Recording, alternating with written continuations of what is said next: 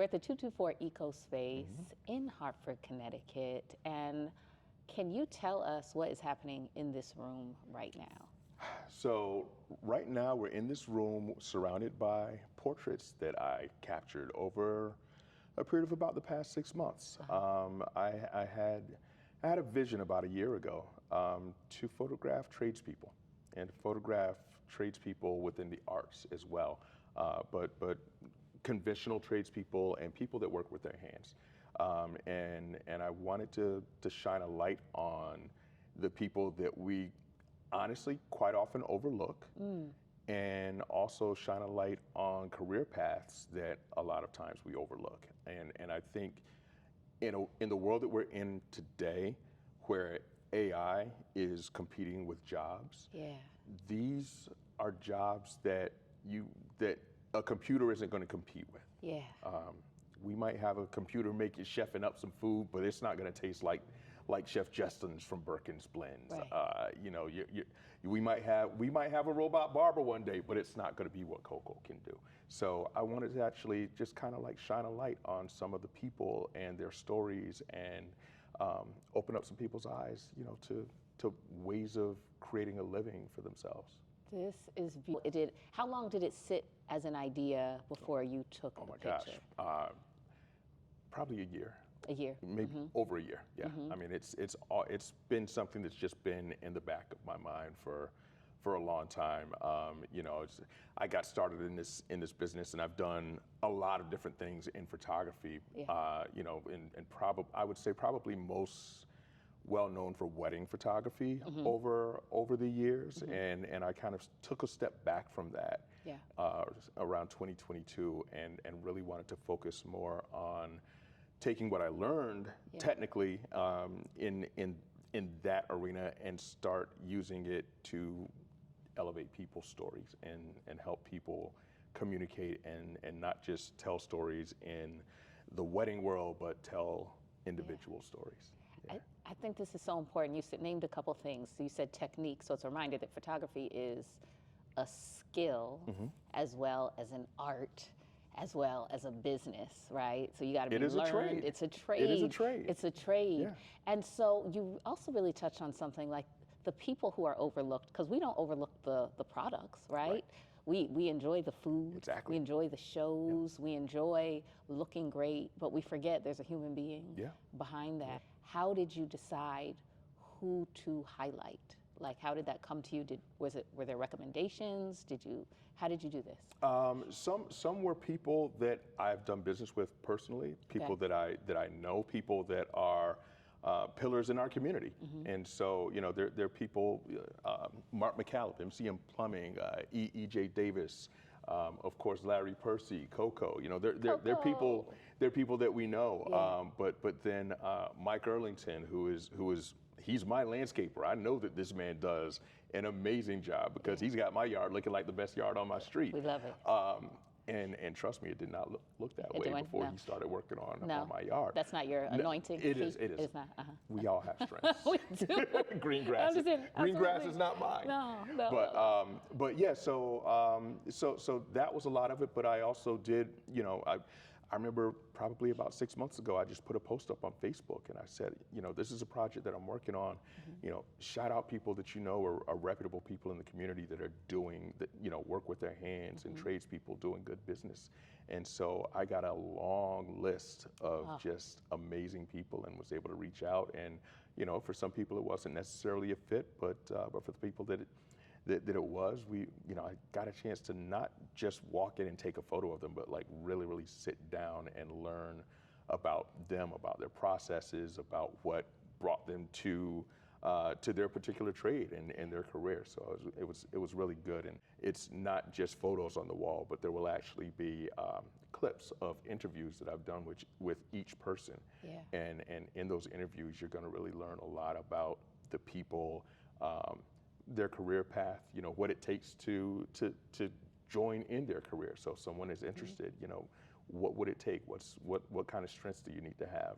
What's the process? What trade schools do you need to go to? Those kinds of things. So what do you hope that the audience gets from this experience? What do you want them to get out of this? I want people to think about what happens before they flip a light switch.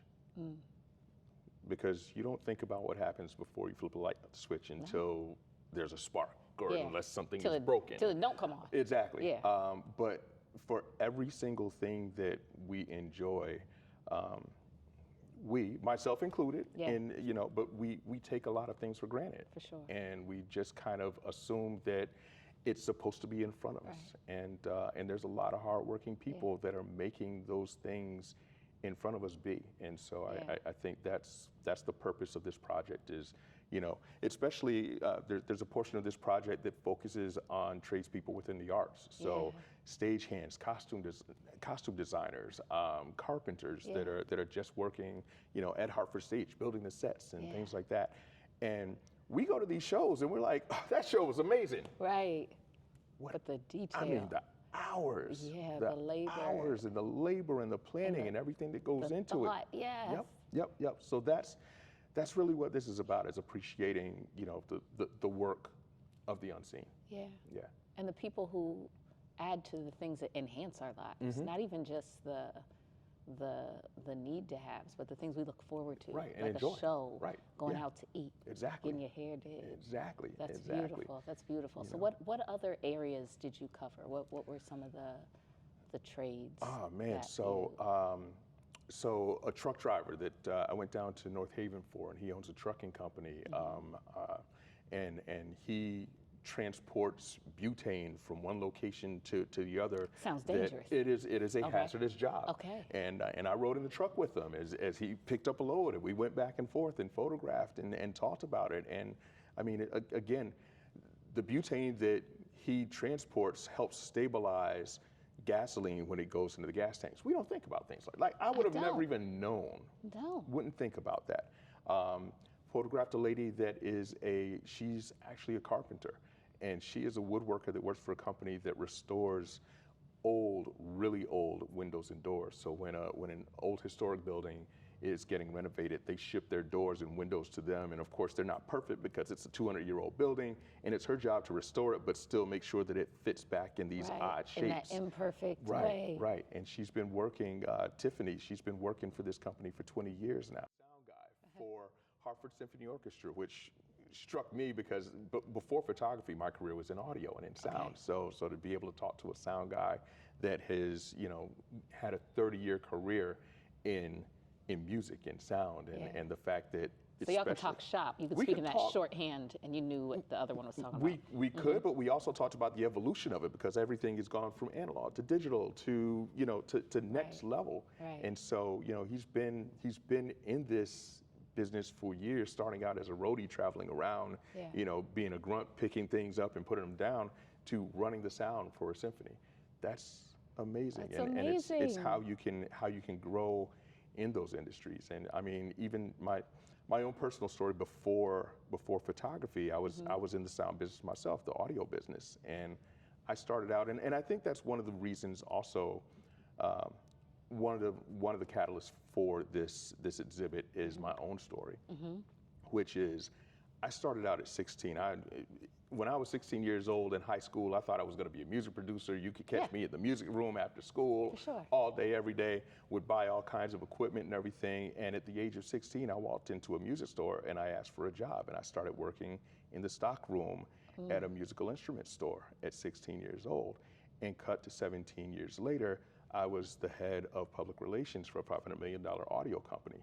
And so I had this progression of literally starting at the bottom of a particular trade that legit entry level. College was not part of my story, but it was something where I worked my way up through this trade and through this very niche kind of career path, and was able to make a really good career out of it that brought me to some incredible places and saw things that the average person would not see. You've been around the world, and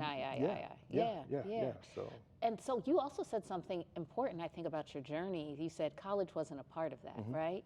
And I think that's something, I don't know how much people understand, because we're of the same generation, where a lot of these jobs that you've highlighted, they steered us away from Absolutely. that. They're like, Absolutely. school, Yep. not that, school, not that. And then we're realizing, I think especially over the pandemic, how necessary so many of these roles are, so many of this work. And there's a shortage. And there's a shortage. There was a shortage. Because they told us not to go over there. Exactly. And now can't nobody do it. Exactly.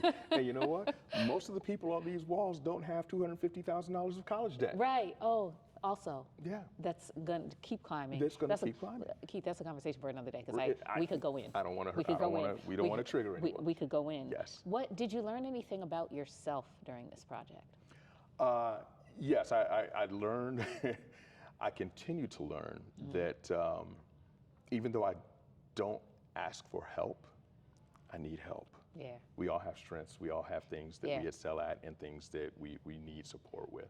Keith, I promise it's a demon, not asking for help. It's not even supposed to be that way. Listen, it's not supposed to be that way. We stress ourselves out unnecessarily. As I'm talking to you, and it is my own problem. You need to do better. Right. Meanwhile, struggling with something. Literally. Talking to one in the mirror. So, beautiful. Yeah. And so have you made any adjustments with that? So I know things start first with like an awareness. Oh. Yeah. Have you made any adjustments with asking for help? I have thankfully had friends and people in my creative circle, specifically Charmaine Tripp, Grip Productions, that didn't wait for me to ask for help. She said, look, you need help. I'm going to help you. I'm going to help you. And so through that, I've learned to pick up the phone, and when you need something, ask for it. I think that's really great. And I also think it speaks to relationships. I know we often just socially, when we're thinking of work and business, people talk about networking, and that feels so artificial. When you think of building relationships, like connecting with people, that's everything. Like just the fact that you're a trusted person, that somebody says, if Keith is asking for something, we know you. We have a relationship with Keith. We have photos done by Keith. You are one of these people who's not pictured on the wall, but you're one of the people who provides a service. If there were someone who was looking to do what you do, what would you advise them about relationships? That supersedes everything. Like that's relationships over everything. And I know a lot of photographers and a lot of businesses, especially there are classes on SEO, search engine optimization, and finding yourself on Google and getting yourself ranked on Google. And you know what? Google is great, but there is nothing like someone saying, oh, you need a photographer? Call this person. You need an electrician? Call this individual. Relationships are shaking hands and hugging people and talking to people. And I would, from a business perspective, I would rather spend $400 a month taking people out to lunch and going and breaking bread and building relationships than spending it on a Google platform that's going to put me on the front page of Google. Right. Yeah. Right. Yeah. That's because it's fulfilling, I'm imagining, and also. And I like good food. And we like to eat. Exactly. a share. Don't share. Let's not talk horrors. Right. What's next? What's next? Where we going? Are we eating? Ain't nothing on this table. Project going. How can the people who are watching this experience this in real time? This coming Saturday, Saturday the 18th, is going to be the opening of this show, of this exhibit. I'm so excited. Yeah, I can't wait. I cannot wait. So if people want to be a part of this, how do how do they get here? What is it? We are at the 224, the 224 Eco Space on Farmington Avenue, 224 Farmington Avenue. The event will be from 5 to 8. This exhibit will be up for about a month and a half. So if you are not able to make the opening date, you can pop in anytime. So you can stop in, and I'm planning on having a couple of additional events as well throughout that time. Yeah. So, but we want them here opening night. Oh, we want them here opening night. Because that's when we gonna show up. There will be finger foods, there will be wine, there will be music, there will be it's going to be a vibe. Yeah, because you can come back again. Right. But let's come on and Saturday. You will meet a lot of the people that you will see on the wall. Oh, so right. a lot of these individuals are going to be here, and you can meet them and talk to them. Have they seen their images?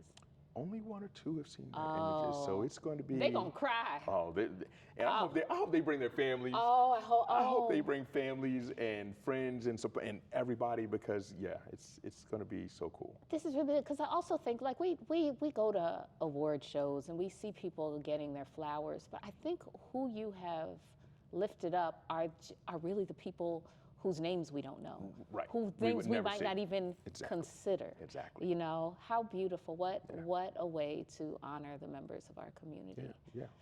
What's next for you?